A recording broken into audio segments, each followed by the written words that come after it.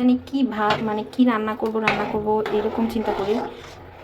সকাল থেকে বাসায় তেমন বাজার নাই দেখে মনে হচ্ছিল কি রান্না করব। তো ডালে চালে একদম খিচুড়ি বসিয়ে দিয়েছি, সাথে একটু গরু মাংস দিয়েছি। খিচুড়ি হলে আমার আর কিছুই লাগে না, তো খিচুড়িটা একদম মেখে চেখে বসিয়ে দিয়েছি।